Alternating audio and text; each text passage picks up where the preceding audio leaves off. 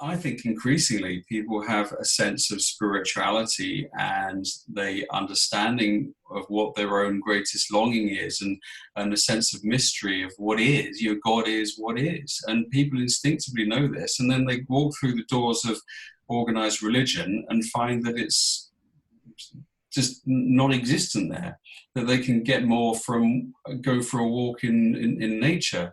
And that's a real shame of thing. And I think what's so marvelous about what I've seen of Unity Church, I mean, certainly I listen to podcasts of services from Unity churches, and you overcome that conundrum, that paradox, by being and resting in the mystery. And you're in church. Well, hallelujah! Isn't that marvelous? And with other people who are seeking as well, your brothers and sisters who have the kingdom of God within them and are sharing that in that kingdom. And I think that's absolutely marvelous. Yeah. Things have happened to me, and I thought, whoa, this is something not just for me. I've got to share this. There's something here. And there are some incredibly interesting writers who span spirituality and science that are out there at the moment, people like Rupert Sheldrake and so on. In fact, if people wish to get through my website, you can click on YouTube, and I have a whole YouTube channel of mostly book reviews of some of these incredible writers.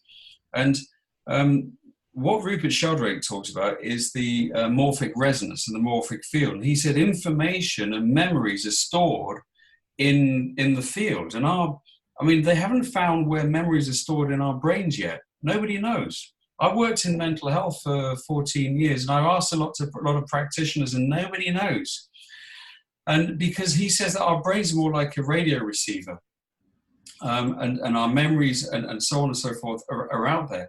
I got really interested in this because my wife's an identical triplet. Her two identical triplet sisters are in South America, and they can feel each other's pain, and they can feel thoughts and so on. A few years ago, my wife had a really bad toothache. She went to the dentist, nothing wrong with her, nothing at all. So when she came back, I said, why don't you ring your sisters? So she rang one sister, she was fine. Rang the other one, how are you? Terrible, I've got an abscess, I've been to the dentist. It's the same tooth. When Isabel gave birth to my youngest daughter, Emily, who's 5, one of her sisters who'd yet to have children lactated. She started lactating the minute Isabel gave birth. I mean, there's this incredible connection. Yeah. Morphic resonance through Laszlo.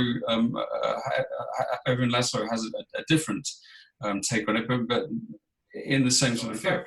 There's you'll be familiar with Joel Goldsmith. There's a lot of quotes I got from him in the book, I think, which says it all. I'll just quickly read this. How frequently do we attempt to understand spiritual wisdom with our human intellect? It will not work. Truth is not a reasoning process. Therefore, it must be spiritually discerned. Truth does not, as a rule, appeal to our reason, and when it appears to do so, we must search deeply to see if it really is truth. And for me as a leader, if you can tap in to this other world almost, the world of fundamental truth, then stuff will happen, magic will happen in whatever it is that you're leading in. There we go.